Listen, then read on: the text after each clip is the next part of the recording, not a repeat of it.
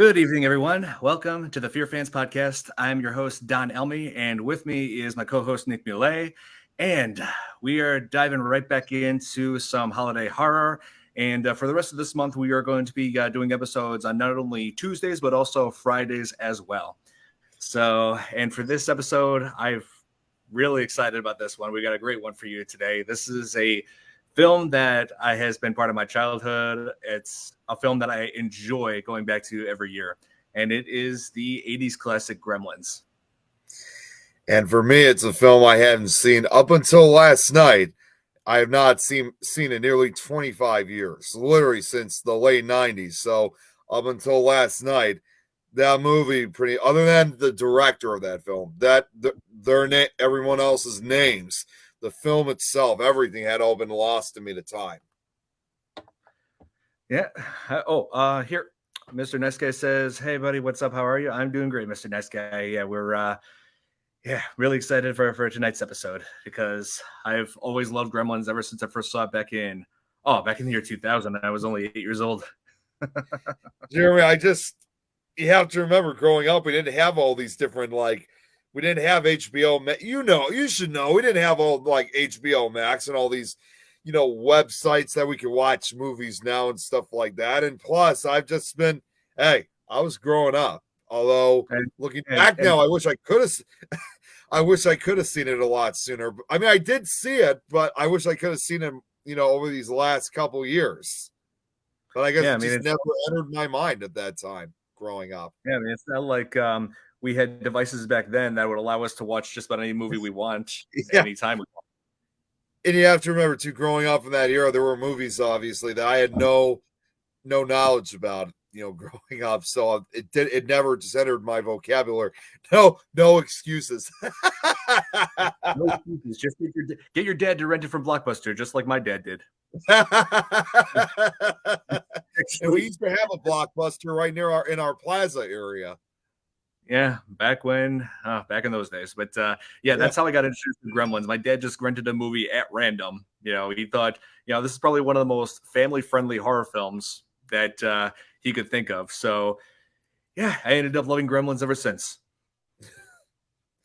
I wish I could have thought of loving it sooner. I seriously don't know what it was that didn't make me love it at first. I guess, I was a strange kid back in the day. Need to make another Gremlins movie. You said they've been trying to, right? I'm sorry? What Mr. Nice Guy said. They said they need to make another Gremlins movie. You said they're trying to make another one, right? Yeah, sorry, I was checking something else on my Facebook, but great. Yeah, that is true. They have been trying to get a sequel off the ground for the past few decades. It's pretty much been development hell. I think partly because of distribution rights, and also because they were having a hard time figuring out what kind of a story to go with. Where can they go from there? It's because Gremlins was has a standalone sequel that as we all know, from 1990, and oh man, it's like you think it was silly. The first Gremlins is silly. Wait till the second you see the second film. It gets they really go really off the rails. From what I was told too is that they've been trying to, obviously with them trying to make another one. I did hear a few years ago they said that they were originally going to make it a reboot, but then I think it was January of 2015 where instead it actually would become a direct sequel to the other two films. And the kid in the first two movies was going to be back in this film. He already said that he was interested in wanting to reprise his role. The kid in that film? Oh, you mean Zach Galligan? Yeah, Zach Galligan. He already said that he would be more than happy to reprise his role along with what was her name? Phoebe Cates? Yes, thank you. They were both interested. Oh yeah. And and I think he actually did at one point, during a Super Bowl. He hey Billy, thank you for joining us. He did it reprise his role just very briefly, but it was just for a commercial. Yeah, it was for a Super Bowl commercial, which is typical what they do with in addition to the funny commercials they make, they always pay homage to like a lot of old movies, usually from the 80s for some reason. That they do, yeah, because the '80s were like simpler times for some of those people. Some people, I guess. Yeah, see, like what Billy said, Gremlins 3 I would want Zach and even Finn Wolfhard as the leads. Give it the Ghostbusters Afterlife treatment, huh? Yeah, in a way. Yeah, Much throw like they Finn did Wolf. with Ghostbusters, they made the first two in the 80s and then they were going to make a third, but it just never, after the fall, the second one that never, and they were going to release the third one in the early 90s. Of course, that never happened, obviously. Oh yeah. Yeah, then we get that reboot that got mixed criticism. The Ghostbusters Oh, reboot from mostly 2016. negative criticism. Yeah, it's like I refuse to like. It's like when I first saw it, I just didn't want to have an opinion on it because either opinion you have, people are going to give you are going to tear your head off for it. It's like Yep. if you love this film, then you're betraying the first. If you hate this film, then you're a sexist if you don't like that film. Yeah. So that's why I've never watched it. Yeah, I guess. Oh, here. Does Small Soldiers kind of count as a third movie? Well, I mean, Small Soldiers. I mean, it was directed by Joe Dante, yes, but the Gremlins wasn't really part of that. It was just more like AI, just another story of AI gone awry. Yeah, where they put computer chips into action figures, and then they just take their roles as commandos way too seriously. Oh my god, wreaking havoc. And one thing I've noticed about all kinds of about Joe Dante, like with all of his movies he makes, he always featured that one actor who's no longer with us, named Dick Miller. Dick Miller, yeah. Yep, he was in Piranha, he was in The Howling, he was in Gremlins, of course. I would not be surprised if he was also in which is another Joe Dante movie that he made in the late 80s. I told you about last night that stars Tom Hanks is The Burbs. It's you got to watch it. It's such a hilarious movie, The Burbs. If you like a lot of Joe Dante's movies, you're going to like The Burbs. Oh yeah. I'm all for it. You know, I always loved Joe Dante's humor that he has in these movies. Well, it's even better with Tom Hanks in it. Oh yeah, got to see it for that too. And a lot of people find this surprising about Gremlins is like a lot of people love Gizmo, but some people don't even know like who played the voice of Gizmo, and it was Howie Mandel. Yeah, who really went on to, who had quite a voice acting career, and later by the late 90s, early 2000s is when he started becoming a host for game shows like America's Got Talent. What was it? Deal or No Deal? Deal or No Deal. He's had quite the interesting career. And he is. And same way as the man who has voiced the Gremlins, Frank Welker. Yeah, Frank Welker, who has voiced so many, just only in the live action field, also in the animation field. He has basically become just about almost a lot of our generation's childhoods. Like before, the generation now, the generation before that, our generation, the generation before us, and the generation before. He's been doing this for like 50 years and still going strong. Since the 1960s, he's been pretty much the voice of all kinds of people's childhoods. He's the voice of Scooby-Doo and Fred in the Scooby-Doo animated series, all sorts of those series, and because they keep rebooting it over and over. But, he was the voice of Garfield. He's the voice of Megatron and Soundwave in Transformers. Yes. And let's see, Dr. Claw in Inspector Gadget. He's done all kinds. He's also in Futurama, of course. Sometimes The Simpsons. I mean, he is literally one of those guys who has been in just about almost every film company out there that you could think of. He has no boundaries. Oh yeah, Frank Welker. He's got hundreds, like literally hundreds of 600 credits. Yep. He's got hundreds of TV show and movie titles under his belt, all kinds of roles. He's like probably the biggest voice actor. He's got probably the lengthiest resume I've seen on any voice actor. I'm surprised he's not considered the modern day man of 1,000 voices. Oh So, yeah. and And oh, by the way, to answer Billy's question, was the Burbs long before Tom Hanks was a no? Tom Hanks basically was pretty much well. Now that was back in 1989 it came out, which ironically enough, not only was that another Joe Dante film, Corey Feldman, who also was in Gremlins, also later appeared in the Burbs too. Of course, since it was over a number of years, you could see he's grown up a bit into a teenager, but it's a oh, hilarious movie. yeah. And Corey Feldman was also that same year. He was in Friday the 13th Final Chapter. Yeah, he played Which Tommy was in that. originally meant to be the last film. Yep. Oh man, we were lied to. Yeah. This Howie Mandel did he in the Super Bowl ad? I'm not sure. He might have. I think he may have. I mean, I wouldn't be surprised. He would. I'm sure he would have loved to go back to that role again. Yeah, Frank Like Welker. He's been Fred for decades. That is very true. Yep. And let's see. No, I never owned them. No, I didn't. I'm pretty sure kids who bought those things just sitting there waiting for them to come to life. What's up, Mort? Hey, Mort, how's it going? But let's see. What else? One thing I wanted to mention. This like I said, this film. Excuse me. Bless you. Like I said, this film was released. Excuse me. So this film was released in 1984, which I consider to be a huge year for the world of cinema because there were all kinds of huge hits have been released that year, such as let's see, The Terminator, which also starred Dick Miller. You know, when he was, his short-lived role being gunned down by the Terminator at the gun store. Yep. And let's see what else. Indiana Jones: Temple of Doom. Also the first PG-13 movie, Red Dawn.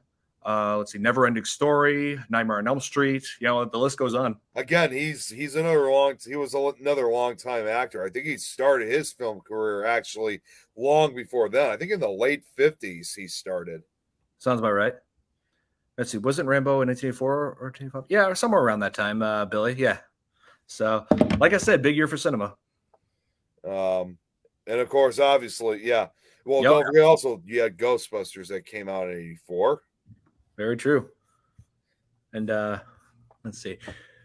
Yeah, like I remember the only other like Zach Galligan, he's like done quite a few roles, but this is probably his most iconic one, like where he played Billy in the two Gremlins movies. And he was also in an episode of Tales from the Crypt. He was let's see, it was I think the fourth or fifth season, if I remember right, where the episode was called Strung Along, where Donald O'Connor was aging puppeteer and took Zach Galligan as his like kind of like. Yes, I remember that one. Yeah, that was one of his that was probably one of his few antagonistic roles.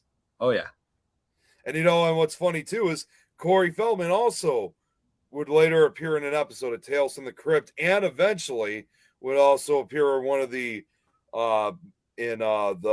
full movie version of Tales from the Crypt, Bordello of Blood.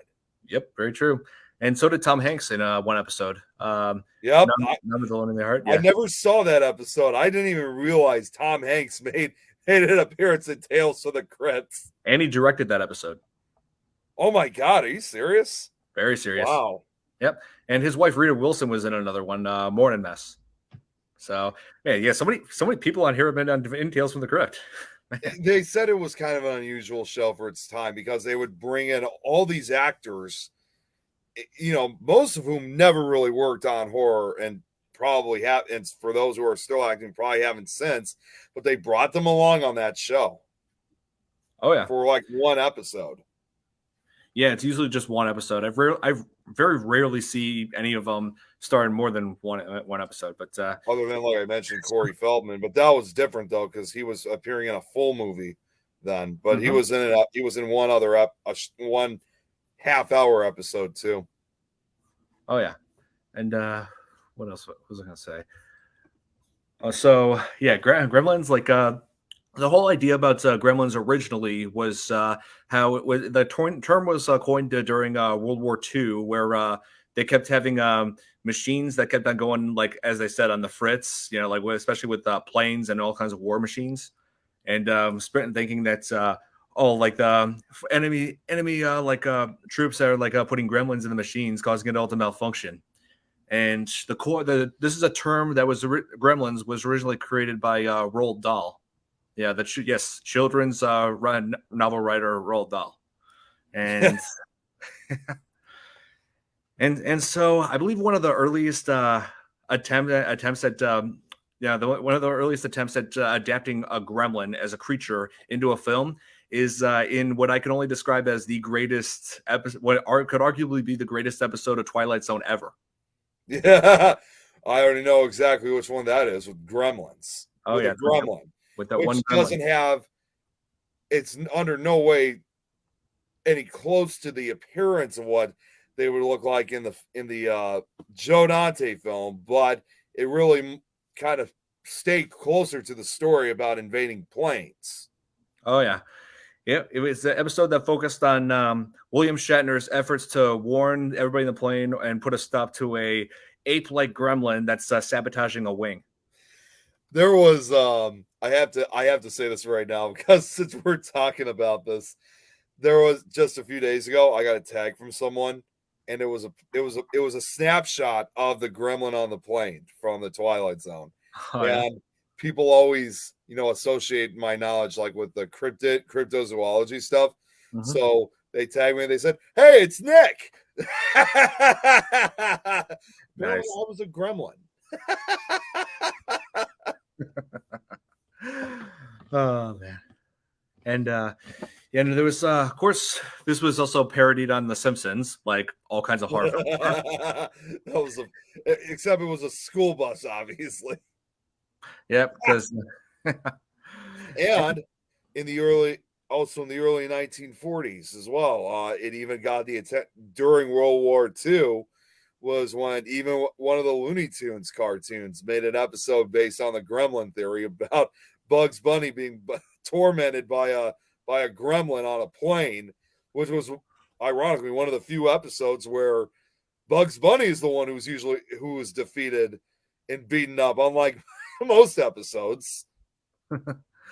Oh yeah, I think I've seen that one before. It's an easy episode to find. And as far as modern films, yeah, like one of the most recent occurrences where a gremlin was portrayed in a film was I think Shadow in the Cloud, where Chloe Grace Moretz played a World War II pilot who was doing war against a gremlin who was trying to sabotage her plane. Oh, geez. I didn't even know about that film.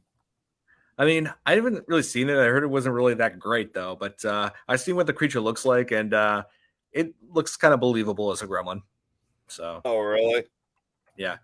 It's like I like Chloe Grace Moretz, but don't think that film was like probably her best work.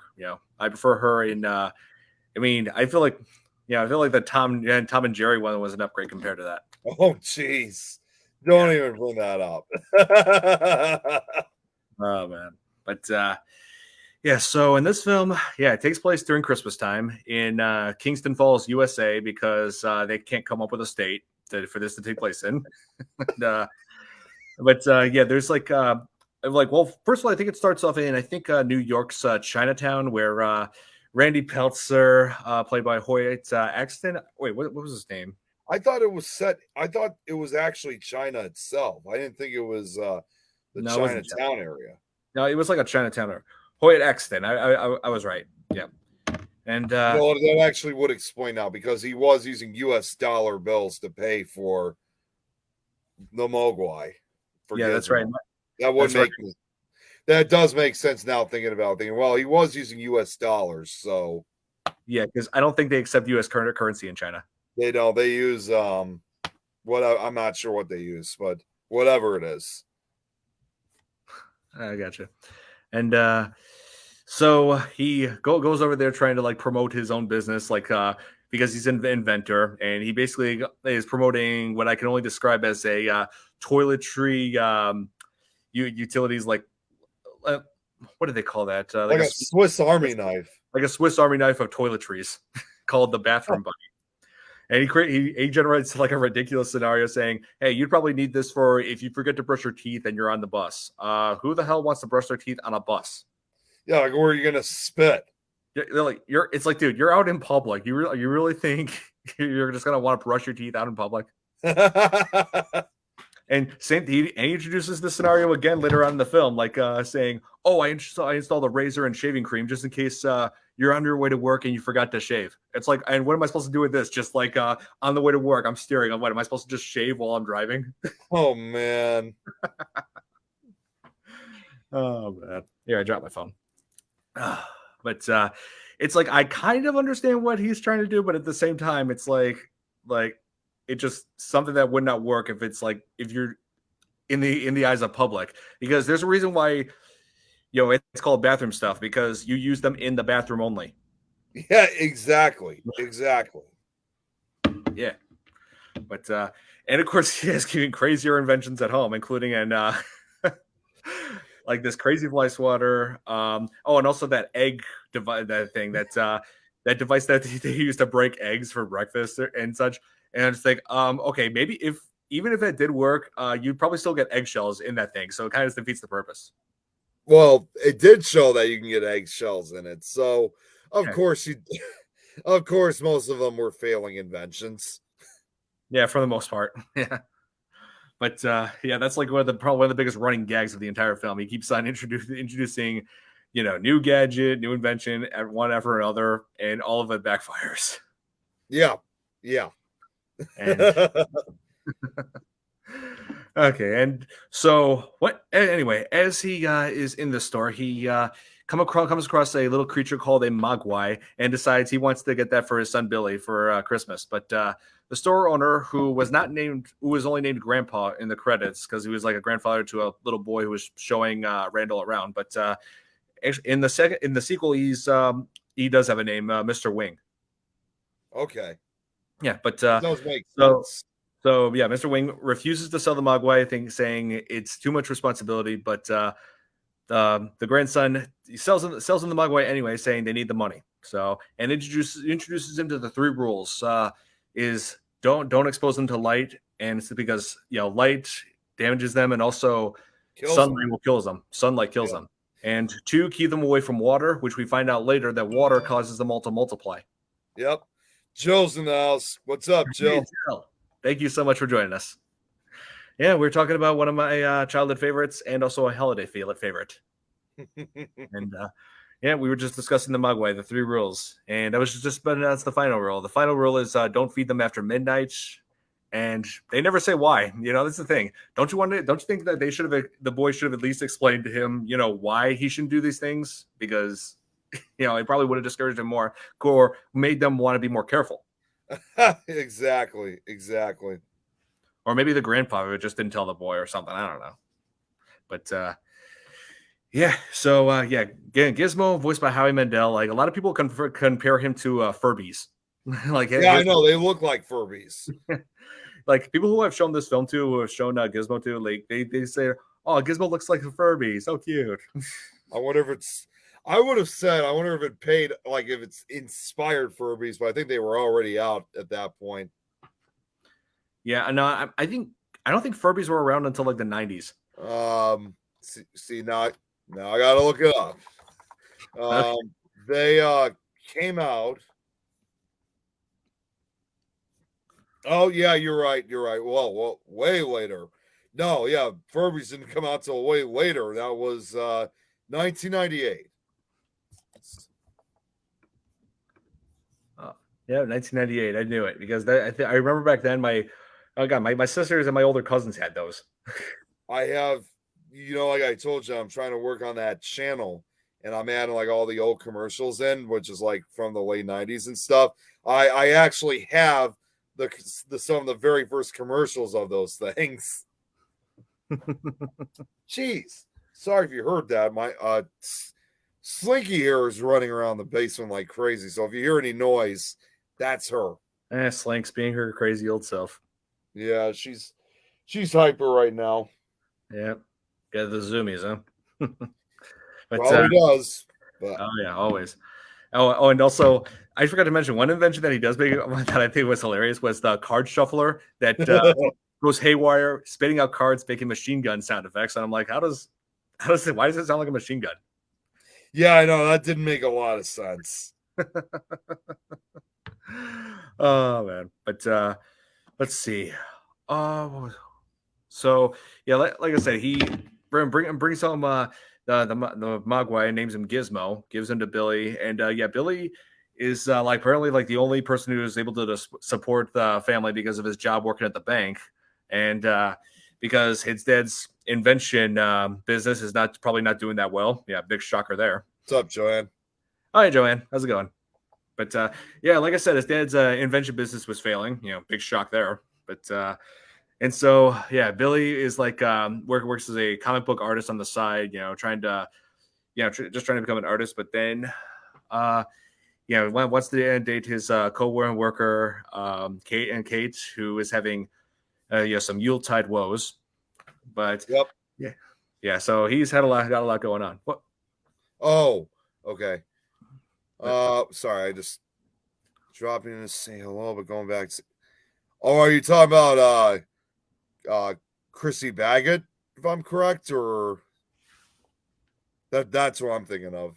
Unless you know someone else by Chris, unless you know someone else by the name of Chrissy. Yeah. So I'm trying to share this onto my Facebook page, but I don't know. It's just not displaying it like it did before. Yep. Yeah, it's just Joanne, tell Chrissy I said hi. Okay. Yeah, I'm surprised it's not showing up. Well, I mean, it's saying that it's showing on the wall, but I don't know. Let me see this.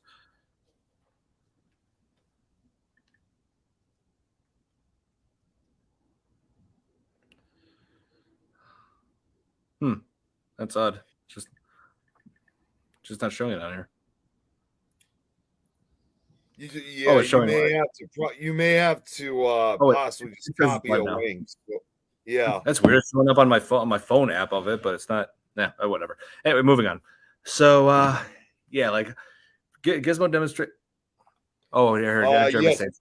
Yeah, Jeremy, I did get. Yeah, Don, remember that whole issue I had last night when you were over here with the lights? Yeah, they've been fixed. So yeah, everything's good now. I fixed it. It's all straight. I got it fixed. It's got it all straightened up. Everything's worked. Everything behind me is working just fine. All right, the whole room lit up. No, that's just my that's my ring light I have right here because that's the camera does weird things. It's like it'll be really bright and then there'll be other times it'll be normal. It just goes back and forth. So see, it just did it again. What's going on, Sarah? Good to see. I actually sent her Sarah, Brad is not on yet. Not on, at least not well, at least not yet, but I'm sure he will be. But nothing about his ex-wife. Yep, see, even Jeremy said he ain't here. Yep. And so for everybody in the Things Network joining, yeah, like I posted a link to Messenger if in case you wanted to join us and discuss the movie with us. So feel free. Yeah, sorry. Just had to clear my throat. Gotcha. And let's see. I forgot to mention before about the Gremlins. Yeah, so the makeup effects for in this film were done by Rick Baker, Academy Award-winning makeup effects artist Rick Baker, who has done all kinds of amazing work with let's see, American World. Oh, who's calling you? Tyler. Hello? You're gonna have not much, Tyler. How's it going, man? It's going good. I just want to see what you're up to tonight. Oh yeah, we're actually live right now. We're on the FearFans podcast. We're going over. That's right. Yep, we're going over. Sorry, man. I didn't mean to interrupt. No, you're good, man.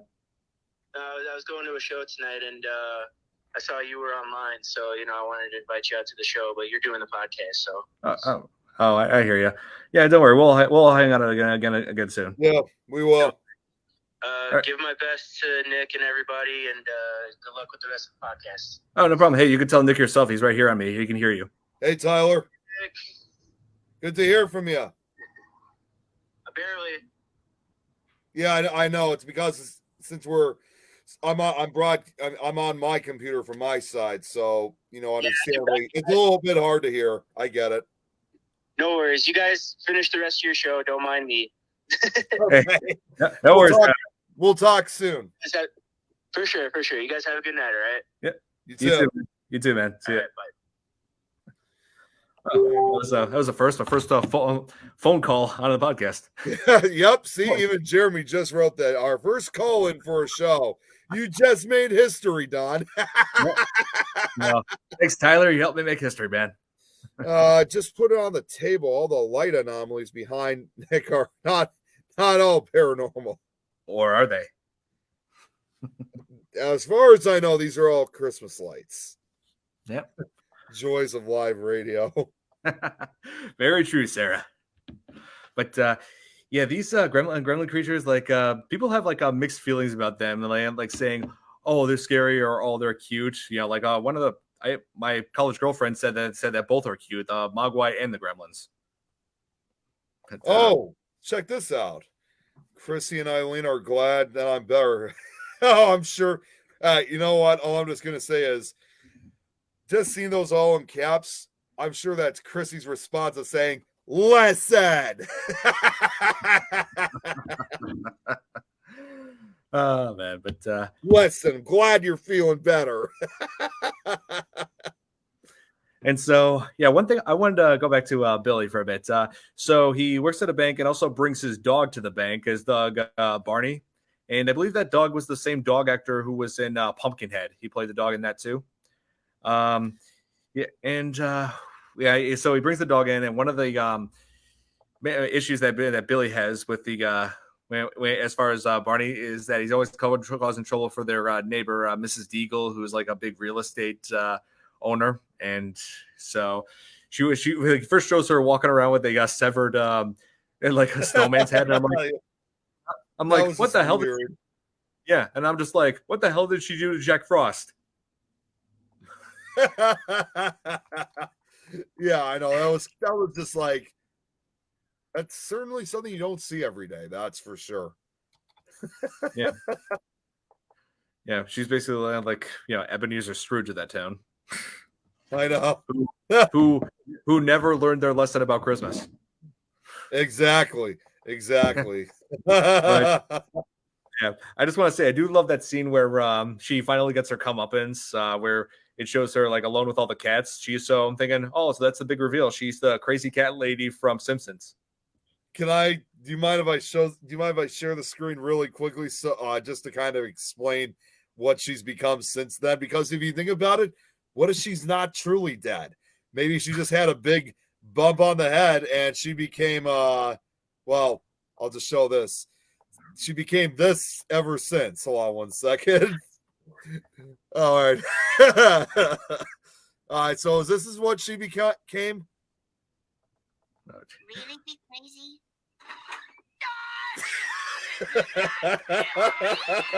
Okay, now we're gonna get copywritten. No, if I just show a few seconds, it should be fine. We're getting copywritten now. This video is about to be taken down. It's being copyrighted by the crazy cat lady. Crazy cat lady was Mrs. Deagle all along. She's gonna. No, don't worry. We won't have to. It is gonna be. This is a copyright issue, but I don't think we're gonna be blocked. I think we're just gonna get a bunch of cats thrown at us. Now I'm boarding up my door. Right after this podcast, I'm boarding up my door over there. But and of course the gremlins, when they take her out, they start off by doing probably the most harmless thing they've ever done: Christmas caroling. Yeah, I know. Yeah, when she opens this, she hears like humming and thinks, "Oh, Christmas carolers," and grabs some water to throw at them. But it's like, yeah, you don't want to do that to the gremlins. That just makes it worse. But yeah, and so doing more harm than good. And so, yeah, she opens the door, finds them all like dressed up in Christmas in like a winter attire, and they all just start like this singing, and yeah, it's like, and she's freaking out. I'm just like, what? They're just trying to spread the holiday cheer. There's nothing wrong. You know what?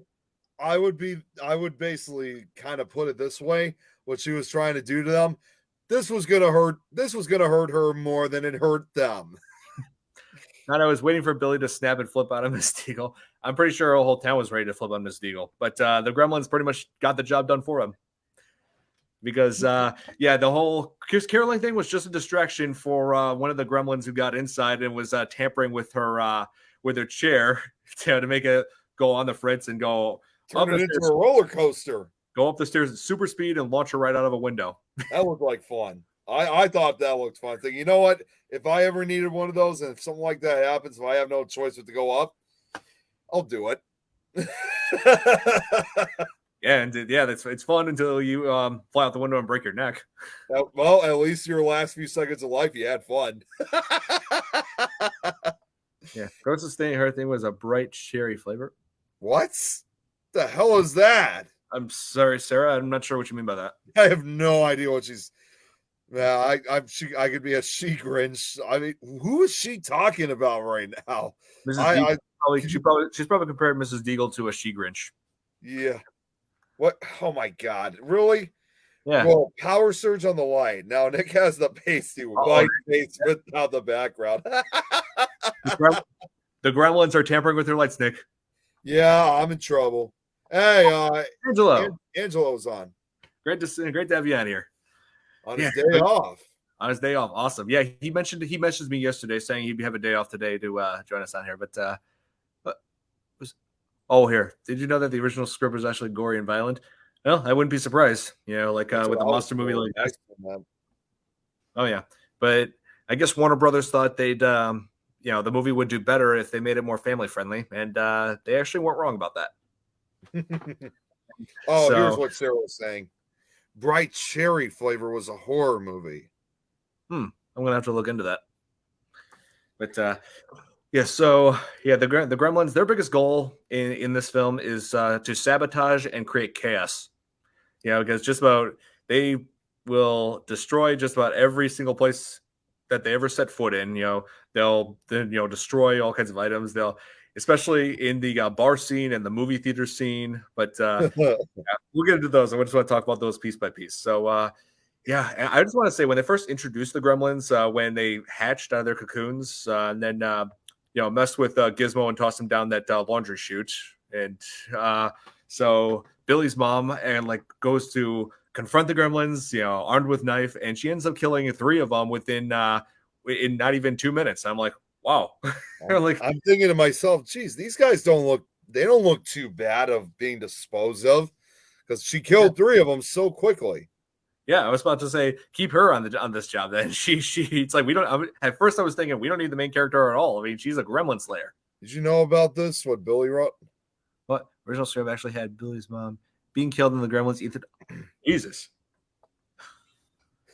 Nick, if you ask them to leave your light on, you'll consider. Here we go again with the lights. You'll consider feeding them after midnight. Yeah, you gotta say, Gremlins would never set foot in this place because look at here. I got studio lights. I've got Christmas lights. Me too. Look at all the lights I got here. Yeah, I'm about to have overhead lights installed next month. Yeah, because the kills on Gremlins were pretty cool. Yeah, they were. Oh, sorry.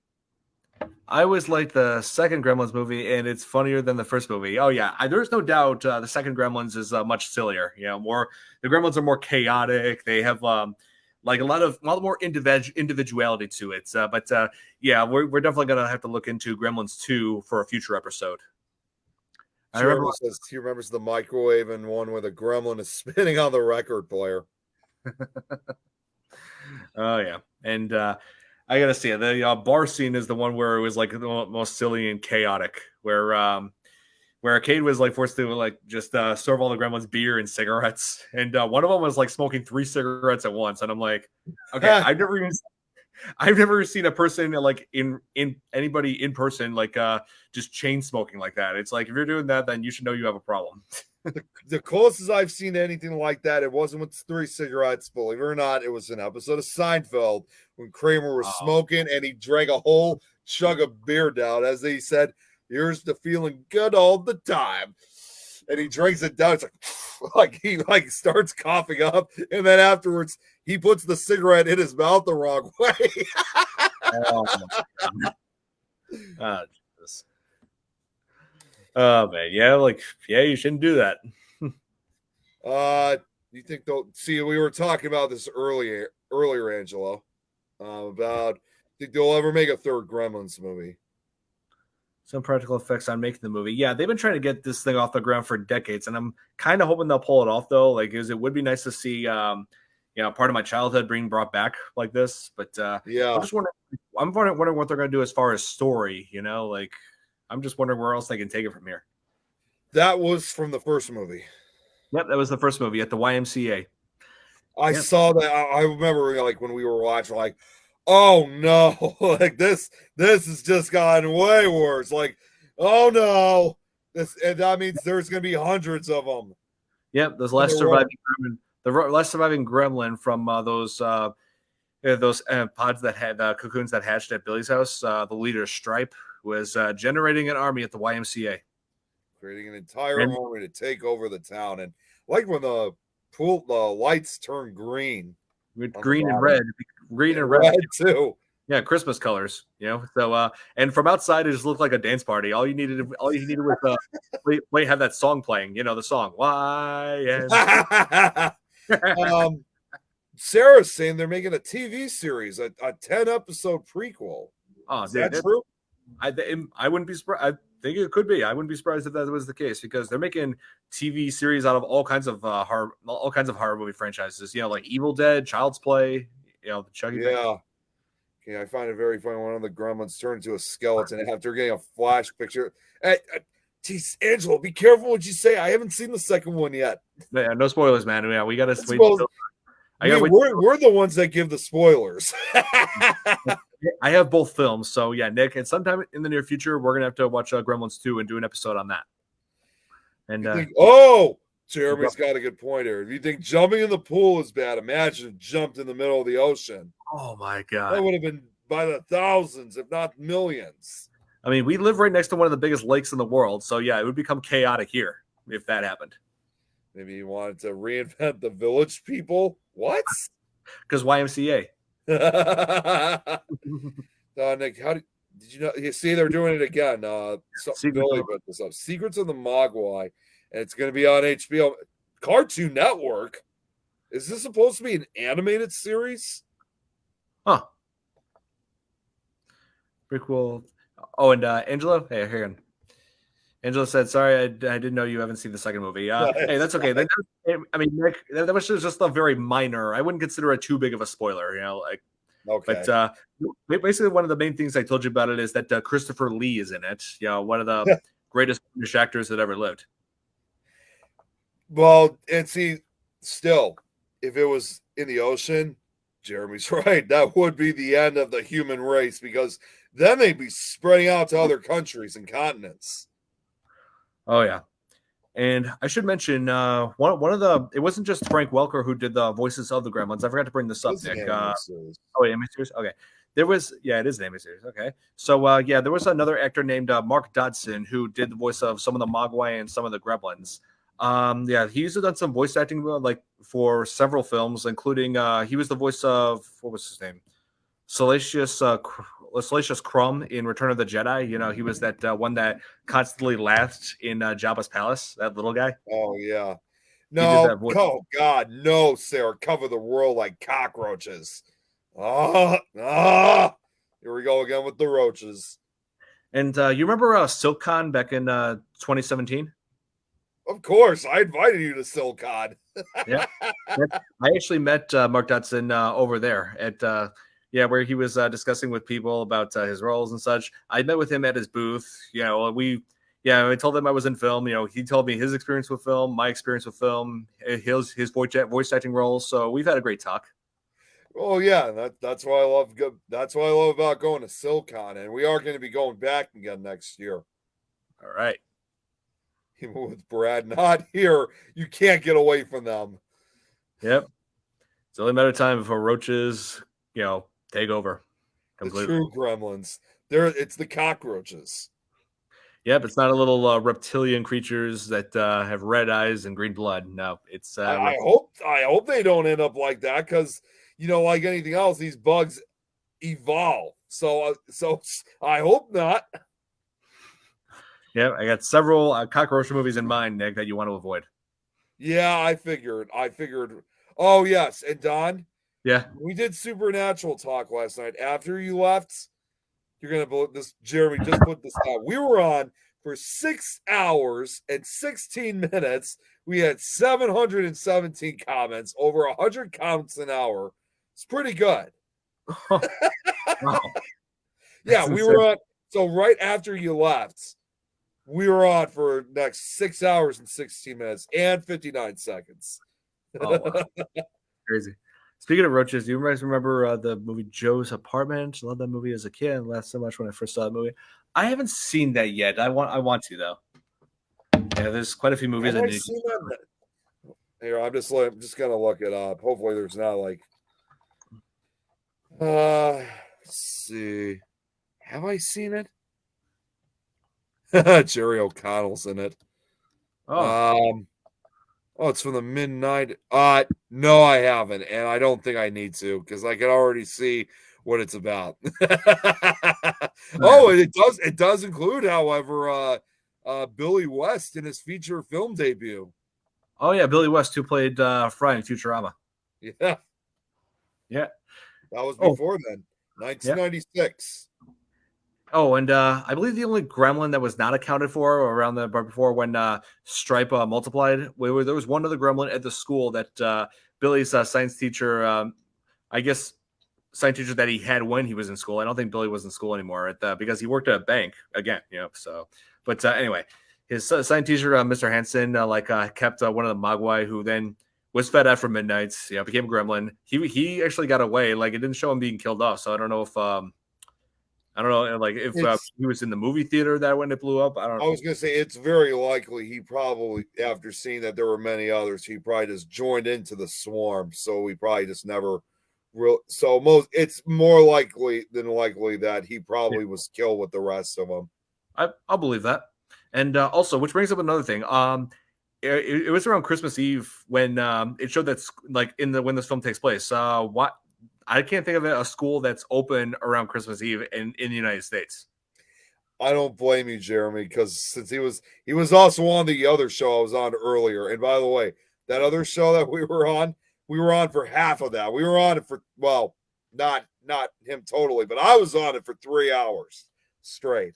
So sorry, I just had to point that out for him. So Jerry O'Connell lives with thousands of talking cockroaches. Oh, okay, that's. I'm good. Now we definitely gotta see it. You can go see it. I won't. I have not. I won't. Okay, and who was trying to look up the history of gremlins? They seem to have a very modern cryptid, which is interesting as they seemed anti-technology. Yep, I mean they were created. The idea of gremlins would have originated, as I mentioned earlier in the podcast, during World War II, believing that enemies had and put gremlins into some of their war machines, planes, tanks, and whatnot to sabotage them. And the term gremlins was originally coined by Roald Dahl, the children's author, because he started World War II. Don Joe's Apartment was actually based on a short film on MTV. I was wondering if Don could react to that, but I won't. You can get Brad on to be part of that episode. Oh yeah, it was nearly 3 hours and 40 minutes. Jeez. Hey Don, when do you have plans to watch Feng Shui, the horror movie I recommended to you to watch? I'm having a hard time looking for that film, Angela, because I'm looking at stream services and it's not available. I'm not sure if it's available in this region, but I'm wondering. I mean, it's got to be out there somewhere. I'll find it. It might be on one of the movie watching websites like 123 Movies. You might I don't be want able to use to find that. it there. I don't want to use that. That's video piracy. I use it all the time. Oh, damn it. I just made a confession. Damn it. You just confessed a crime on here, man. Oh man, you better hope the authorities aren't watching. I hope not, because like I said, I there's a lot of times I won't participate in shock and secrets because I don't know if there's a statute of limitations on the dumb shit I've done when I was younger. Because again, I know too many cops now. Was that a confession? Oh no, now I made a confession. He's confessed on live stream. Oh, wait, what is this? They're gonna bust you now. Now we know why Nick has never has time to do anything else. Oh, oh my god! But what was another thing? Oh yeah, the Gremlins actually are even though they are pretty silly in this, they actually demonstrate intelligence. Like there've been like when Billy was trying to warn his mom about them, saying get out of the house. See, they cut the phone line. They oh yeah, they create all kinds of distractions. They can't. One of them camouflage himself inside of the Christmas tree. Um, at least for a minute. at least for a minute. Nice. Oh man, but and of course they make the Gremlin's blood. Yeah, when she first kills one of them, the Gremlin's blood is green because yeah, we got to make sure that it's not red because otherwise they might make this film R-rated. Well, So everybody, so future advice: if you want to make a horror film and make it graphic, insane amount of blood and gore, just make sure it's not red. So that way it's not R-rated. Well, I mean, it would probably also make sense because these creatures are not human, so Right. you gotta change the color somewhat. You can't always make it red. Yep. So that's like the technicality. If it's not red, it's okay.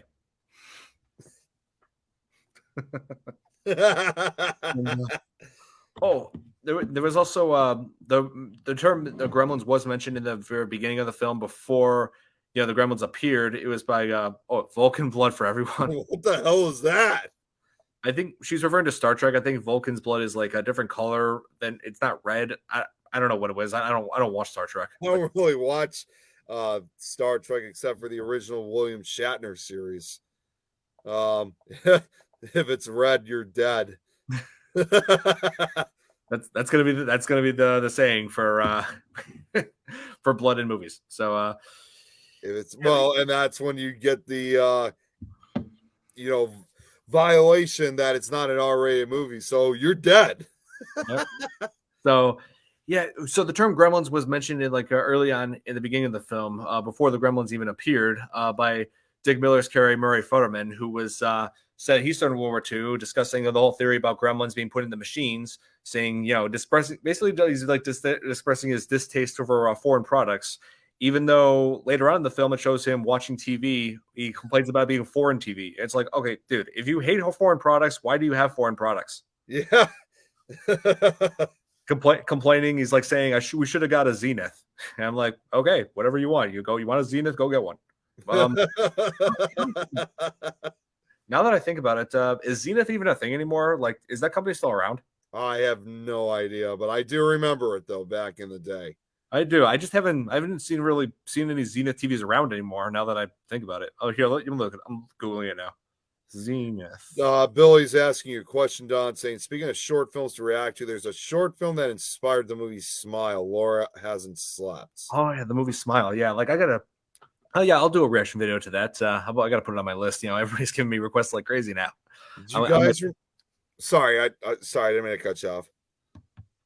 Did you guys remember there was also a Gremlins is in one of the episodes of Extreme Ghostbusters? I don't think I've seen the show. I never saw it. I never saw Extreme Ghostbusters. Oh, this is a good point. He always thinks Ickis from Real Monsters is a gremlin. He kind of does look like a gremlin. Oh. Doesn't he? Yeah. You remember that show, right? Yeah. That was a good show. Oh, here. It says Zenith Electronics, leading U.S. technology development. Yeah, I already know that. Okay. Wholly owned subdivision of global innovator LG Electronics. Maybe they got absorbed by LG. Go ahead. Send the link, Billy. Link to the short? Yep. Please do. But yeah, I think Zenith got absorbed by LG. I think that was their fate. I remember like back in the day, like I used to see like the big sign for it, but now you don't see it anywhere anymore.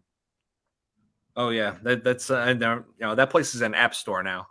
But yep, yeah, and so yeah, and also what Murray Futterman said in the beginning, like Gremlins, was kind of a foreshadowing, like what's going to be going on with that with this snowplow. Because the Gremlins took control of his snowplow, like crashing out of his garage and into his house, running the two over, and it's like, and he yelled they were gremlins.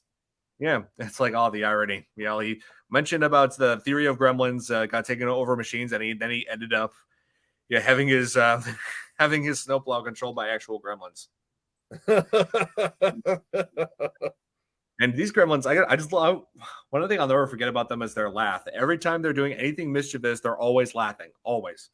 Yeah, they're always laughing, but there are times they make like some of them have like that same kind of tone to them, but there's other times, especially Striper, they make these horrible growling like sounds almost at times that are just damn creepy, and those not in addition with those glowing red eyes they have. Oh yeah, that's how that gremlin camouflaged himself in that Christmas tree. His glowing eyes look like Christmas lights. If you pull the Christmas lights still on around him, you couldn't tell where he was there. Yep. And the noises they make, especially Stripe, when he goes after Billy, is just like, whoa! I didn't know you could do that. They are like evil children. Yeah, going after Gizmo, just being like, oh. And I never knew up until like halfway through the film that they actually could talk. Oh yeah, I mean, well, Gizmo was talking from the beginning. I just didn't hear it too well. It just because some of the noises they were making almost had like a robotic like sound to it, just the way how the vocals were used. Yeah, let me pull this. Sounds like Gollum. I don't think they sound anything like Gollum. Oh wait, no. That's how you sound. That's what she was. She was I sound like Gollum. Okay, no, this is Gollum.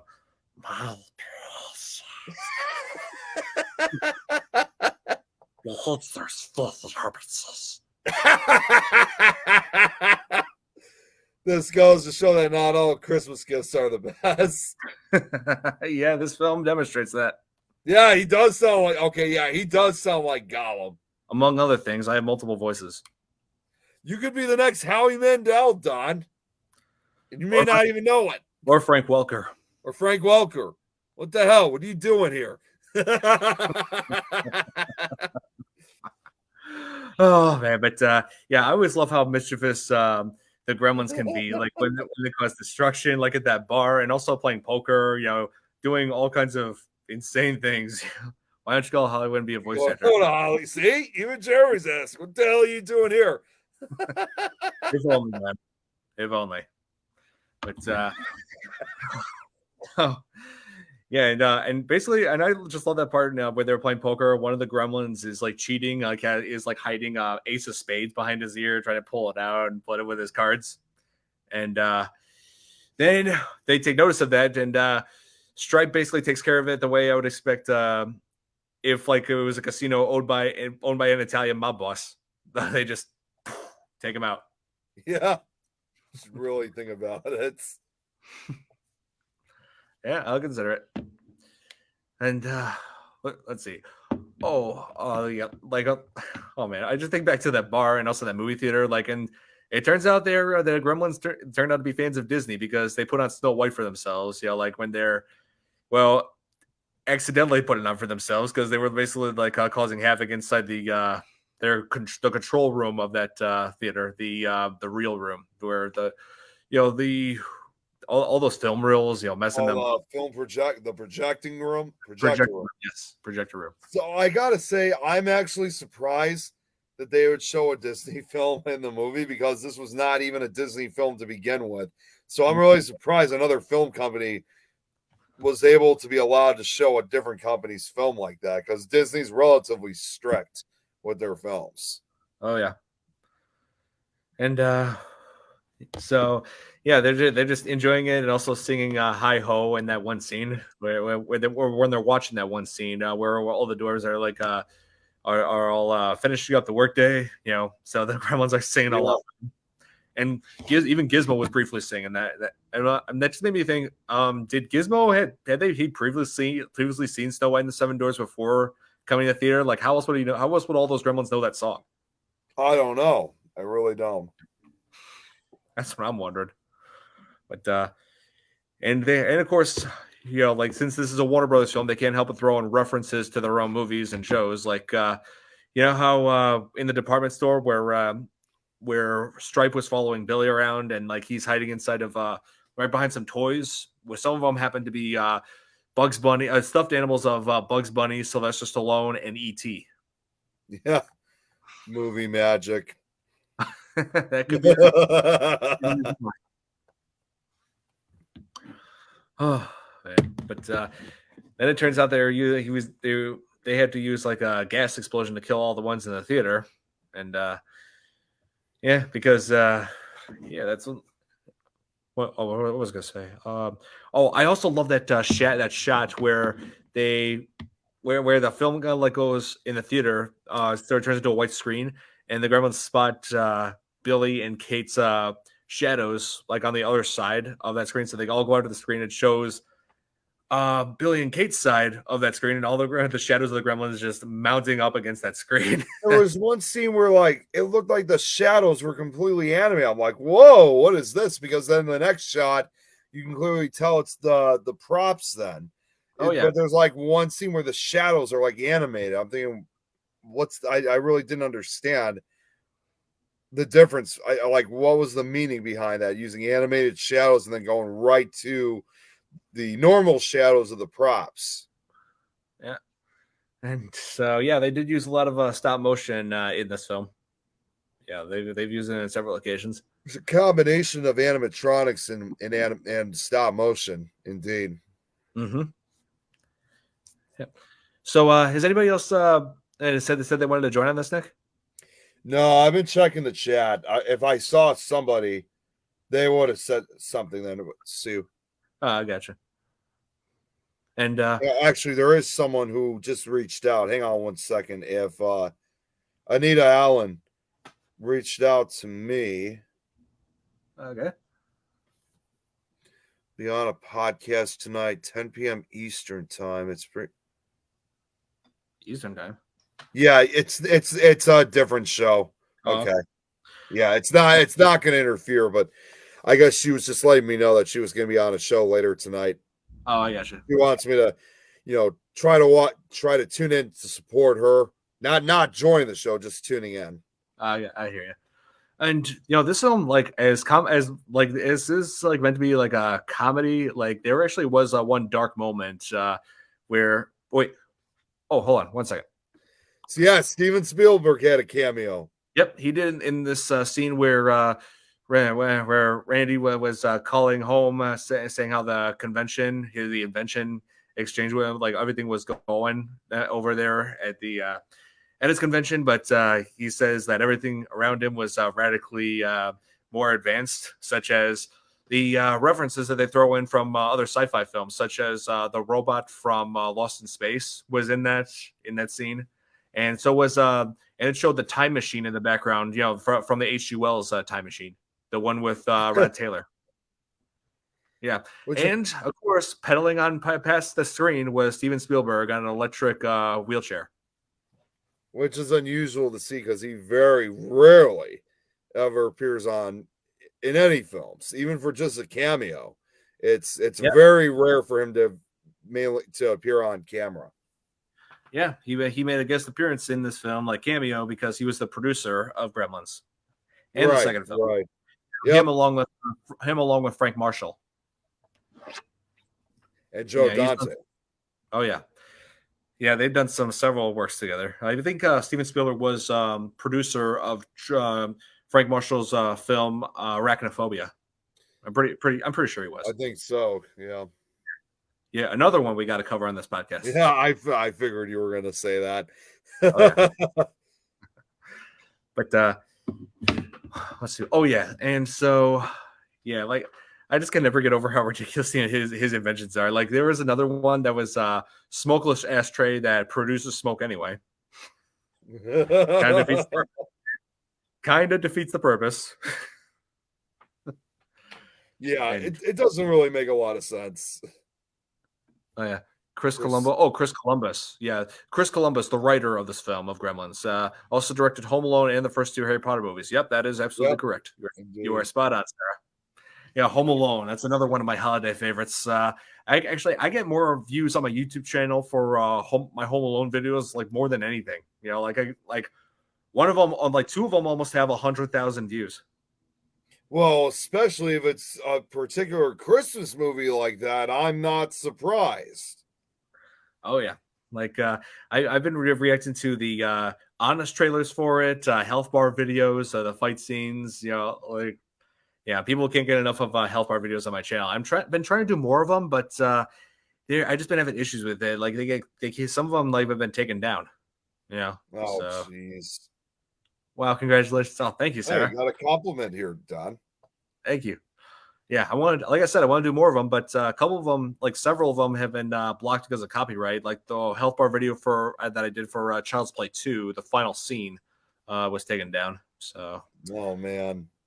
and the weird thing is they didn't take it down right away. It got up to like it got hundreds of views, but then right after that, it got taken down. They usually block those right from the get go. It's too bad that and I use this site a lot. It's too bad Vimeo is not as popular as YouTube is, because Vimeo is a little bit more flexible when it comes to uploading videos, including movie clips. Hmm. They very rarely take down videos containing music or movies. Like my video that I did last year is still up. So Oh. there's if it does ever get taken down, it's probably gonna be a very long time. I don't think they really ever check it, but in my opinion, Vimeo is a lot more it's a lot more flexible than YouTube is. Mm-hmm. Yeah, see? Oh, looks like we're not the only ones who know. Sarah watches stuff on Vimeo and Daily Mills. You know what? I'm actually just gonna point this out right now. At one point, Sarah, as you probably know, you know how Things Network were broadcast on Facebook, Twitter, Twitch, YouTube, and now LinkedIn. We're eventually going to be extending soon, if I'm correct on this, Jeremy, on TikTok and Rumble. But on one occasion, I did actually ask Jeremy if we could try to broadcast also on Vimeo. He was thinking about it. I haven't really heard too much, if that's what Jeremy, if you're still on. I wasn't sure if that's something you were still interested on, but we almost thought at one point about broadcasting on Vimeo, and Daily Motion was also another possible candidate. Check this out, Don. Here's an update about expanding. I'm going to try something for TikTok and ST next week, on Supernatural Talk next week. So that means whatever he's planning on doing, and if it works well, you could eventually, all the other shows, including this show, could eventually be broadcasted on TikTok. Oh, nice. So he's going to try that for Supernatural Talk next week. Oh, cool. And so, it'll be on his personal TikTok, though, not the network. Okay. Oh, I see now. Yeah. So, the one thing I want to know about this film, if the gremlins are able to multiply by water, then wouldn't it shows them like spending a little bit of time in snow. Like Stripe in one scene was digging through snow. Wouldn't melted snow create water and cause them to multiply again? That's what I'm wondering, especially, and not to mention if they were like under, if they were near buildings or houses where you have ice attached, obviously they're going to be dripping and causing water to drop down. Mm-hmm. Or if it's snowing. That's called movie logic, Don. Yeah, that's how I am, Jeremy. Sometimes often when I review movies, I praise all the great work that goes into it, but every once in a while I get pretty nitpicky, wise guy-ish, just throw some humor into the mix. Okay, Jeremy also said he hasn't done anything for Rumble yet, but he's always going to look into Vimeo. Okay. Nice. Yeah. And so, yeah, great. Let's see. What else is there? And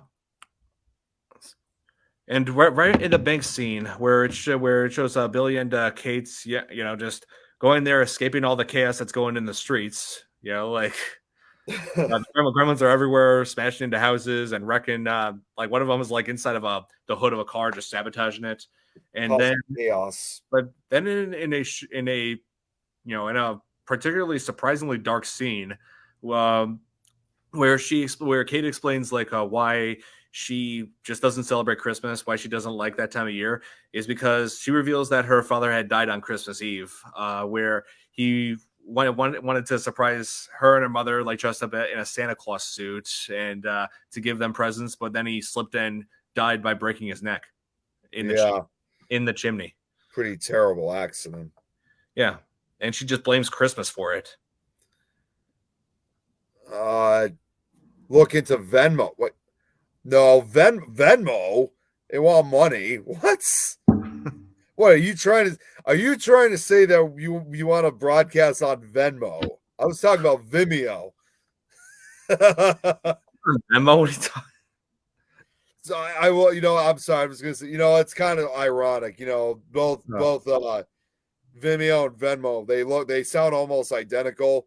In fact, if you actually have the phone apps, if you have both of them, they literally are like the same icons with different colors, like switch. So like Vimeo, it's like it's a white app with the dark blue V. And then when you go to Venmo, it's like the opposite. It's light blue with a white V. Oh, he said Vimeo. Okay, so he's gonna look into Vimeo. Okay. Oh man, but yeah. So like I said, she just blames like Christmas for the death of her dad, but Christmas has been around for a long time, and as far as I'm concerned, is not directly responsible for killing people. He basically made the decision to go down a chimney rather than doing the very simple thing as surprising you at the front door, or at least make it look like he came out of the chimney. Like, I'm wondering how you do that. No.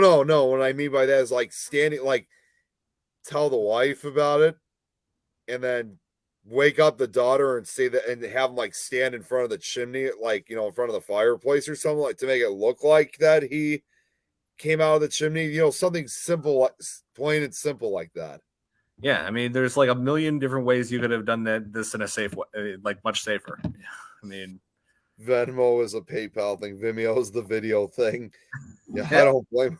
That's the difference. Yep. There you go, folks. Now you can understand which one is which. Actually, with what I found, a freebie there. With Vimeo or what? I'm not sure what he means by that. Not sure. Oh yeah, like also wanted to get into the finale where it takes place in the department store right after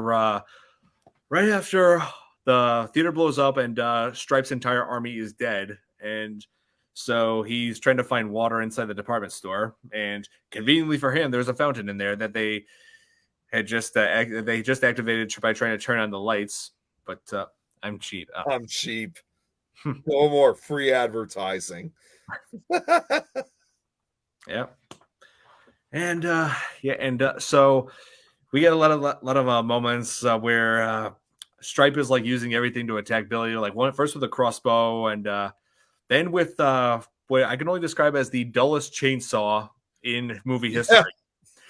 And like the dullest chainsaw that Billy manages to fight off with a baseball bat, like he's trying to saw through the bat, like Stripe has tried to saw right through the bat, but just can't seem to get through. Just like it takes like forever for him to like get like even a fraction of it like completely sawed off. I look at that scene and I'm like, Stripe, Leatherface would be ashamed. Yeah. You're a disgrace to all slashers, Stripe. He's probably thinking to himself, don't you judge me.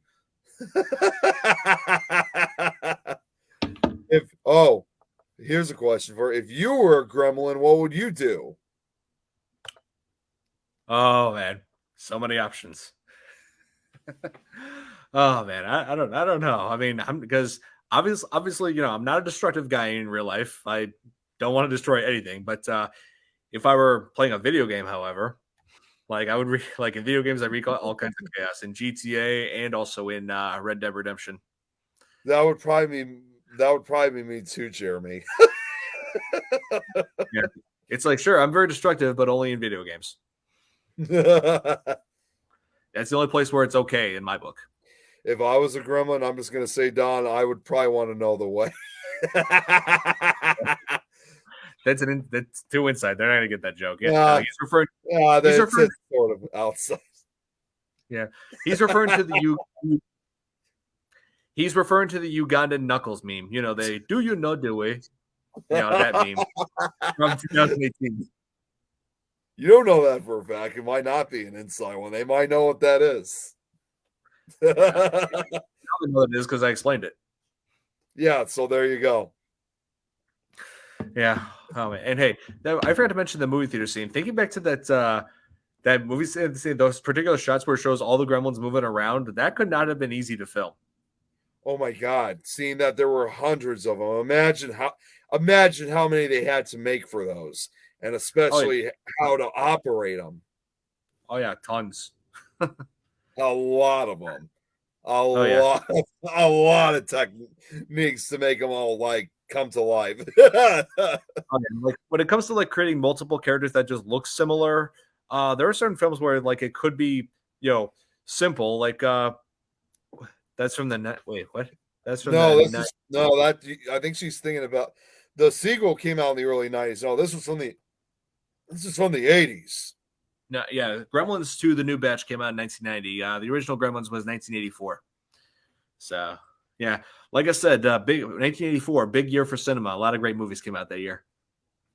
Yeah, a lot of favorites: Terminator, Nightmare on Elm Street, Never Ending Story, Red Dawn, all kinds of things. Yep. Oh yeah, and Indiana Jones: Temple of Doom. Oh, Nick, did you know that they're making a new Indiana Jones film? They already released a trailer for it. No, I never knew. I didn't know that they were making another. Yeah, let's just hope they learned the mistake that Spielberg learned his mistake from Kingdom of the Crystal Skull. I don't think I saw that one. I've seen the others, but I don't think I've seen that one. You are very fortunate.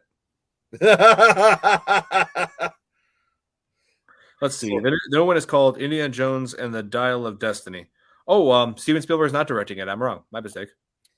So quite an achievement considering the tech then. Oh yeah. See, to making a scene like that movie theater sequence from Gremlins, if that was done today, they'd be using CGI. Oh, no doubt. Yeah, but they should all. Yeah, I just pointed that out. I corrected myself, Sarah. Thank you. And yeah, I just like to point out that it feels like a lot of times we become very over dependent on CGI. I mean, sure, CGI does have its uses, but only if done right. Yeah. I mean, but there are some things that CGI do not do as well as some practical effects have done in the past. They are supposed to be using de-aging technology for the new indie movie. They are. They most certainly are because, they've taken several years off of Harrison Ford to make him look younger. And, because I think the new one's supposed to take place in the 1960s. So started on the 1930s, the first few films. Then Crystal Skull was in the 1950s, and now we're going to the 60s. Yeah. Oh, man. But, I wonder what Gremlins would like if it was made like in modern time. I mean, would they really use that much like practical effects, or would CGI just do everything for them? I think CGI would probably do everything because that's what some movies basically are doing nowadays. Yeah, I mean, there are still some movies that use practical effects. I just watched one. I just want to watch one the other day. It was called The Monster, where have you ever seen The Monster, Nick, or heard of it? I don't think so. Yeah, it's where there was a troubled mother and daughter who are like on the road, broken down after hitting a wolf on the road. But then turns out that this area is like the hunting ground of a big dark monster. And I gotta say that the practical effects that went into it are fairly impressive. Oh, it sounds like it. Yeah, so it goes to show that practical effects are not entirely dead. I mean, they're not as used as much as they used to be. Real fire is always better than CGI. I don't understand why for safety, but still fire. Mm-hmm.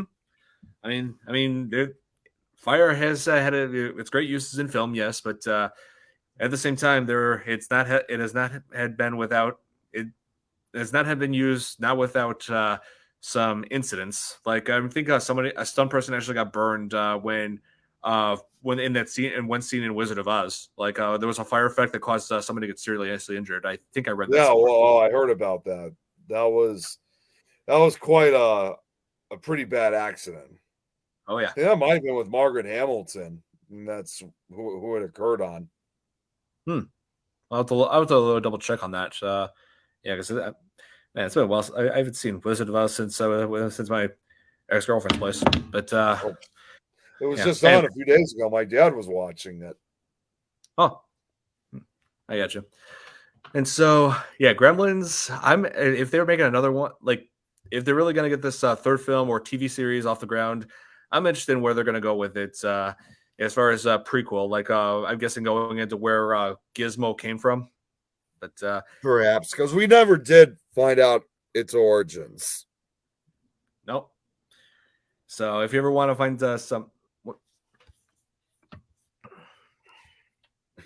must have been the scene where they throw a fireball at a scarecrow and the mention. That's what I'm guessing. Yeah. But this goes to show, like some film productions do not come without accidents. You know, I've seen all kinds of crazy things happen on a set. Oh, definitely. Oh yeah. That's why all stuntmen, you know, I appreciate what they all do, but at the same time, they always got to be cautious because you just never know when something can happen.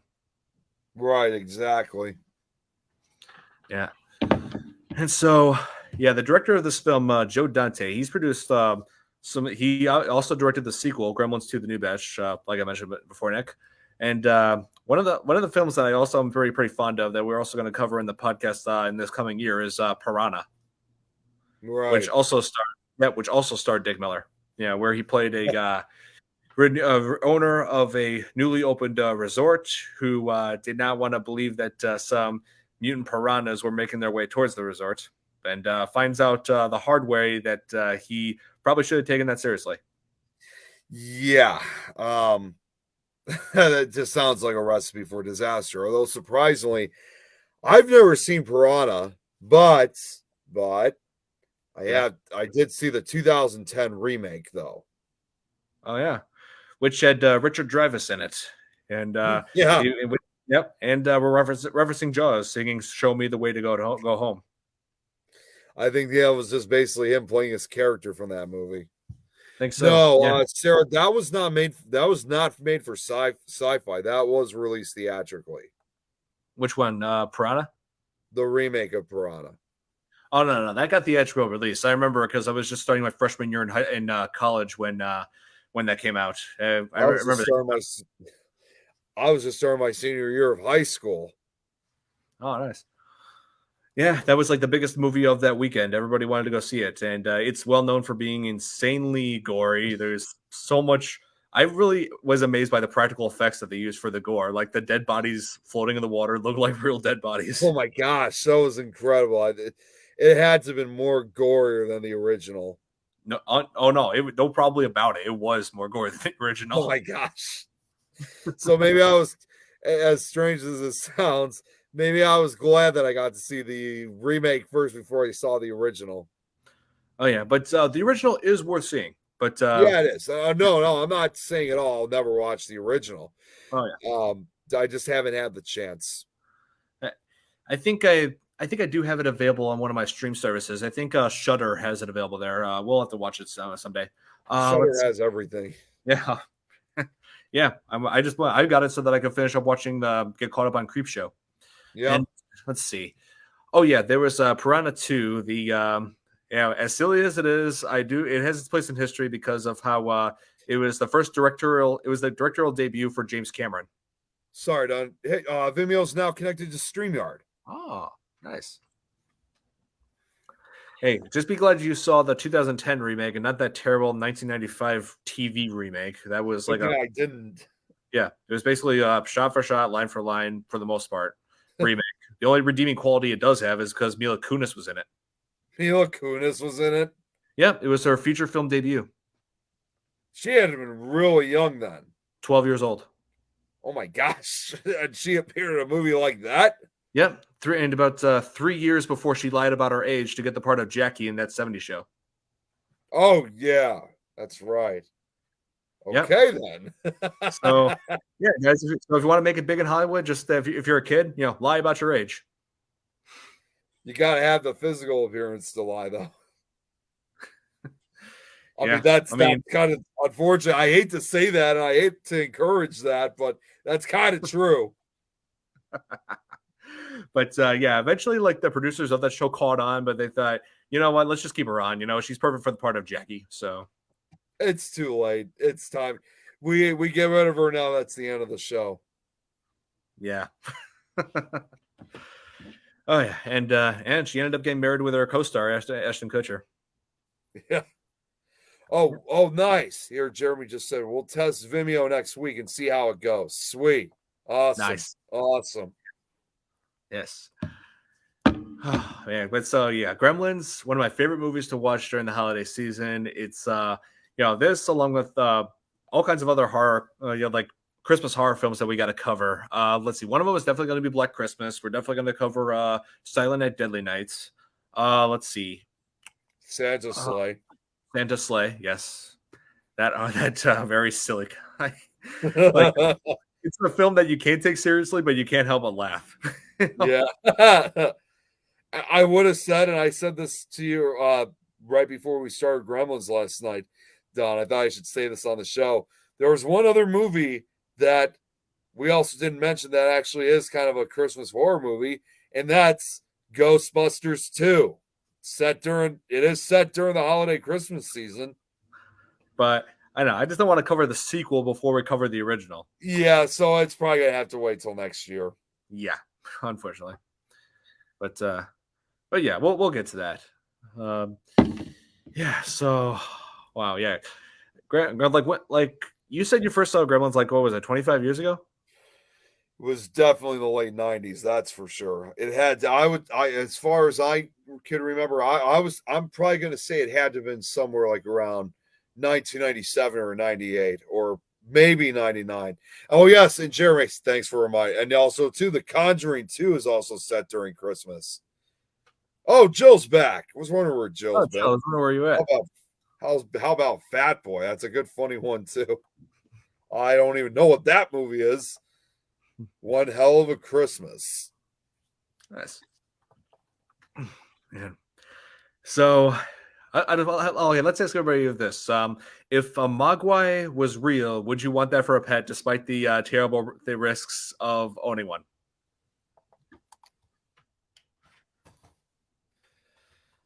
That includes you, Nick. I'm asking like everybody. Okay, yeah. Sorry, no, I was just looking something up of what Joe was saying. Oh, jeez, my rewatch it this weekend again. Mentioned that earlier is the worst movie I've ever seen. Oh, right. That movie. Yep. It's an action comedy of Santa. Please watch. Treevenge. Really? Treevenge? But okay, so what was... I'm asking everybody, if Mogwais were real, and would you want one for a pet despite the terrible risks? I don't think so, to be honest. I think it's just too much of a risk for me to have something like that. Even with their cute appearance, they I'm just not trustworthy of it. Oh, here, Jeremy is asking, because I think I'm more afraid is if I accidentally feed them after midnight, they don't turn into gremlins. They turn into Fran Drescher. you remember that Family Guy skit when they made fun of it? And they kind of did pay homage to killing one of the gremlins because after she turned into Fran Drescher, Peter threw her head, like her upper torso, into the microwave, and then it turned out the microwave and her head exploded. Yep. Exactly. That's what I'd be more terrified of. I'd be more terrified of them turning to Fran Drescher than turning into a gremlin. I forgot to feed it. I would forget to feed it. Oh. Yeah, just don't feed it after midnight, anytime before that. People are like, there was actually a plot hole that people have come up with for Gremlins, and it's the whole feeding after midnight rule. Like, people are saying, what if it was like a daylight savings time and like yes. Yeah, or like if you were on a plane and you had like Gremlin or the Mogwai was on there with you, like and you go to a different time zone, and yeah, people like overthink it so much. Oh, correction. It's Fat Man starring Mel Gibson as a badass Santa. What? What? Oh my God, Jack Yeah, Frost, we're really? we're doing Oh it. boy. We're doing it. He also said this too about Nightmare Before Christmas. Yeah, I wanted to wait until next year because that will be the 30th anniversary. Yeah, we're probably gonna wait on NBC. Yeah. Besides, I don't want to throw all the good holiday horror films onto the podcast and just within just this 1 month. I want to make sure we have some saved for next year. Fran Dresser was a column of it. I remember that episode of Oh yeah. Treehouse of Horror. I was over at my parents' house the other day, and that was on, and which I find kind of surprising. My parents don't even like Simpsons, but yeah, that was on. And it showed that episode. Yeah, I remember that It one. did. And Homer, It did. and that too. Homer almost cut her head off because Yep. it was back to the drawing board. Okay, back to the drawing board. No, wait. 12-year-old boy 12 hires someone to assassinate Santa and what? What? What? There's so many holes in that movie. Well, wait a minute. This makes me wonder: does Jack Frost that again, Jeremy? Are you talking about that really low budget horror film, or that really good one Or the fairly decent one with Michael Keaton. with Michael Keaton? Yeah, yeah, yeah. plenty. Yeah. Dude, please watch Batman. It's too funny. Die Hard vibes. Oh my God, the link I gave you has 37 movies. My Yeah, gosh. I'm gonna have to find that link. But yeah, yeah. Oh wow, yeah. But so yeah, Gremlins, one of my all-time favorite horror comedies of the '80s, and it like seeing it last night. We both watched it again like last night to so that Nick, mostly because Nick needed to see it in preparation for this episode. But yeah, it's still as great as I remember. Still fun to watch. Right before we had to do a 6-hour show. Yeah, but you know what? I'm just gonna say this: Jill stayed for the entire time when she was watching that show too. Jack Frost next week. We could. Everybody's asking. You know what? Okay, fine. We give in.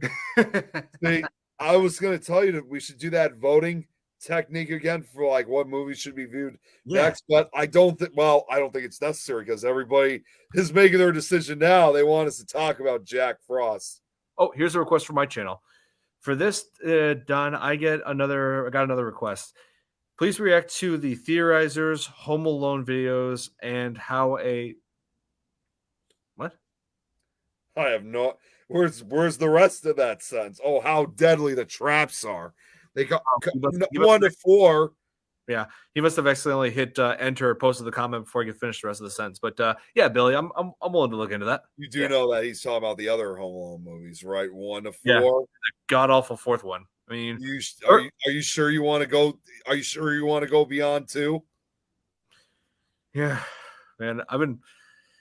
Oh, I mean, third one was just decent. It was okay. I mean, hey, it also had Scarlett Johansson in it, so that must be the trailer Fat Man that Jill sent us. Yeah, it's the home stretch, Nick. It's the 7 for 7. 7 for 7. Yep. Said if Bill's ride or die, stayed the whole 6 hours plus. Says third isn't bad in my opinion. Yeah, it's not terrible. I mean, it's not as good as the first, but I consider it an upgrade compared to Home Alone. Every Home Alone after that. No, you don't. Because I gotta say, Nick, like the new Home Alone, Home Sweet Home Alone is just as bad as the fourth one. Oh my god! I did a review on it over this year. Yeah, so and basically it just ends with a forced happy ending. Like, oh my god, no. That can't be. Where everybody, including the people who broke into the house, are just sitting enjoying a Christmas dinner. It's the happy. It's the 5-hour energy reaction. The third one was my first exposure to the franchise, and I watched as a kid before. Watched 1 and 2. What? How can you see that one before you saw the first two? Yeah, I mean, are you serious, Jeremy? You and Jill were still talking after we left the show. Well, you know what? I'm just going to say this now. And Jeremy, you don't know this, but I actually ended up talking to Nikki from Australia at 2:00 in the morning. Yeah. Oh, here. Billy said. Oh, sorry. Okay. Billy said the new one was just a cash grab and Disney trying to cash in on the Fox's properties. Yeah, nail on the head right there. That's exactly what that is. And because Disney was trying to, because here's the thing. There was only so much that Disney can really cash in on as far as Fox's properties, because there's a lot of things that Fox owns that are not meant for kids, like the Terminator franchise, Alien franchise, Predator franchise, Die Hard. You know, like that stuff was not made for kids, and Disney is going to really own that. I mean, is Disney really considering doing something with those franchises? Jeez. I mean, come on. They continued chatting till Jeremy passed out, literally. Yeah, I fell asleep and she was showing me Jill, you were making breakfast. It was like a little bit after 1:00 in the morning, my time, 2:00 in the morning, Jeremy's time. So that means it had to have been a little bit after midnight. You were making breakfast. Disney ruined the Muppets. 3 hours behind your time, though, so it's understandable just to pass out so late there. Oh, I'm thinking of something else. Never mind. You're right. My bad, Billy. No, yeah, Fox doesn't own Terminator. I was thinking of Arnold Schwarzenegger movies. I was thinking of Predator. No, they don't own Terminator. No, they own Predator, not Terminator. Jeremy has a question here for you. Though it's not a horror movie, how about reviewing Die Hard? Maybe not on this podcast because obviously, it covers horror films. But I think I could do that a review for it on my channel. Yes. Yep, after midnight. That was in response to saying you had breakfast. I kind of said the same thing to her. She was hungry. When the trailer came out for Home Sweet Home Alone, I figured it was going to suck. Yeah, so did I. When they try to remake when they try to make sequels to something that did not need a sequel, it tends to get a lot of bad praise. Like, remember when, what was it, the trailer for Christmas Story 2? Oh, gee, that got many dislikes. And well earned too. For once the dislikers were right. That movie turned out to be a mess. Terrorism is a type of horror. Well, that's kind of a different type of horror, though, Sarah.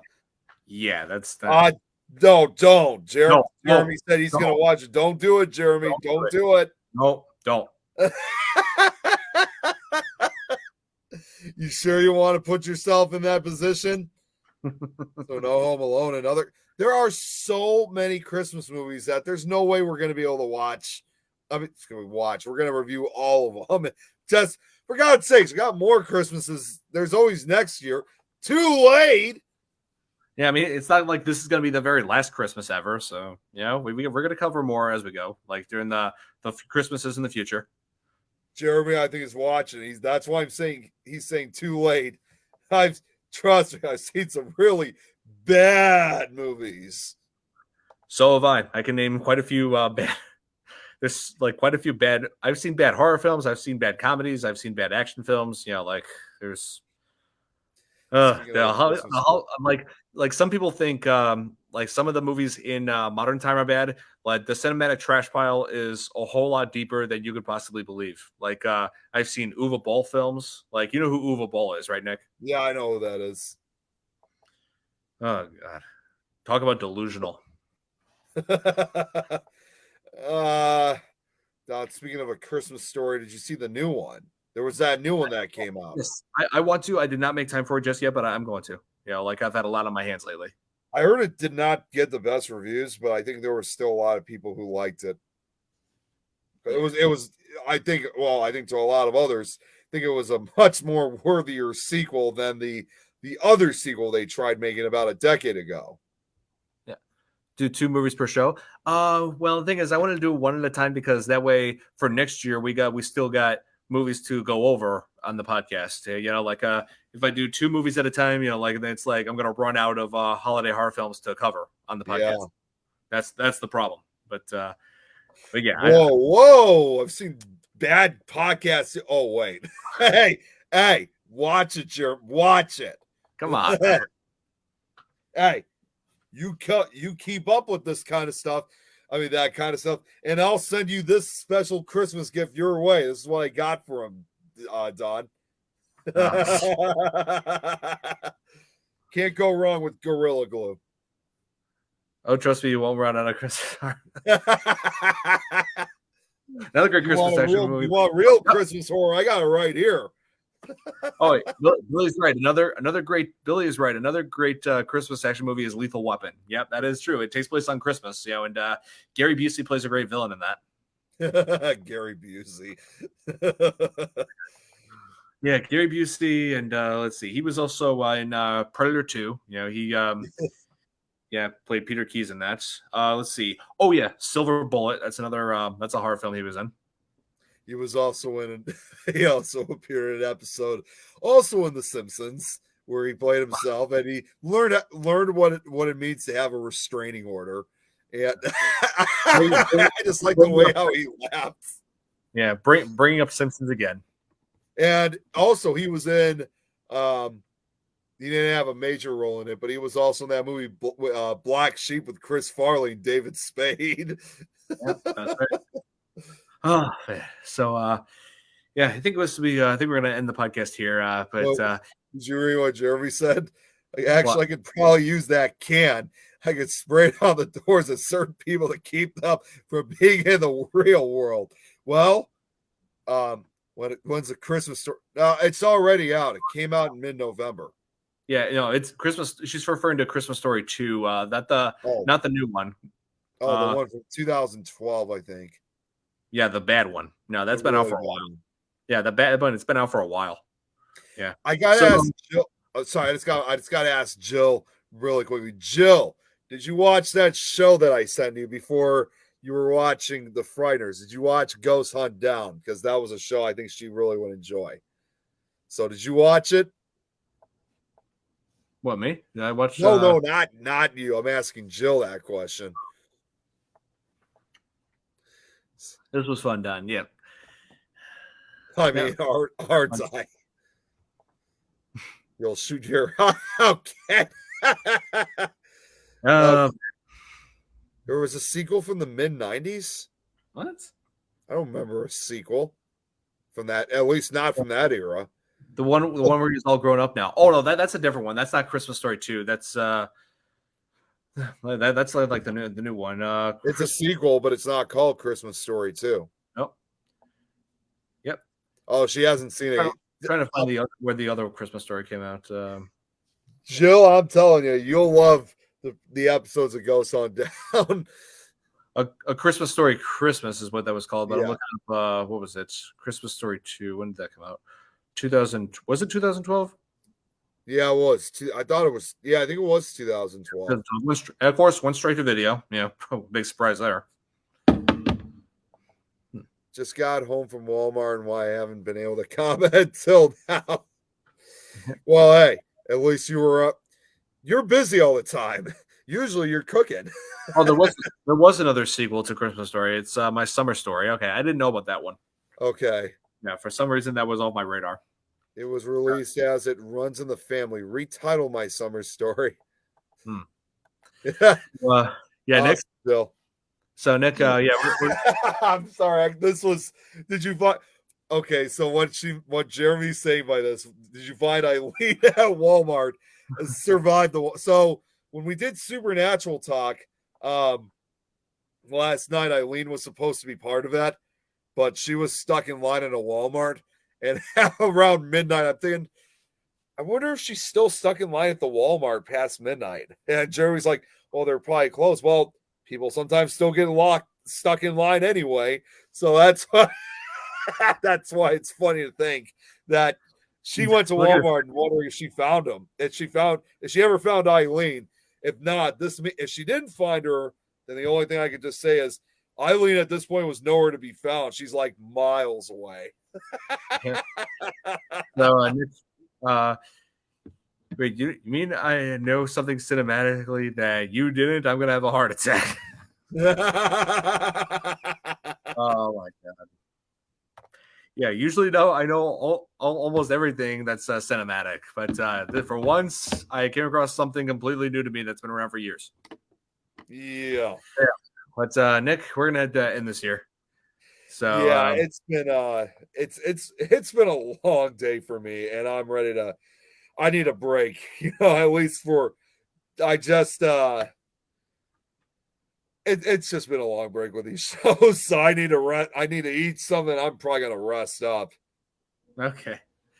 All right. So thank you all for joining us. And what do you think, Nick? I'm thinking maybe Tuesday, Jack Frost. Well, according to what all the viewers say, it looks like Jack Frost is going to be the next one. Oh man, yeah, we're Jack Frost. We're talking about probably one of the most ridiculous stories ever put to film. Cheesy effects, and yeah, just wait to what I have to say about that film. We actually did a review on it 2 years ago, so it's gonna be crazy going back into this film again. Yeah, it will be. Although I'm not going to say too much. It did give rise, however, to what became a very famous, future actress on that film. Oh, Jeremy said he'll be on that. He'll be on for that one. You'll join us? Okay, awesome, man. Can't wait to have you back on here. It's been a while since we've had you join our show, so I'm looking forward to it, man.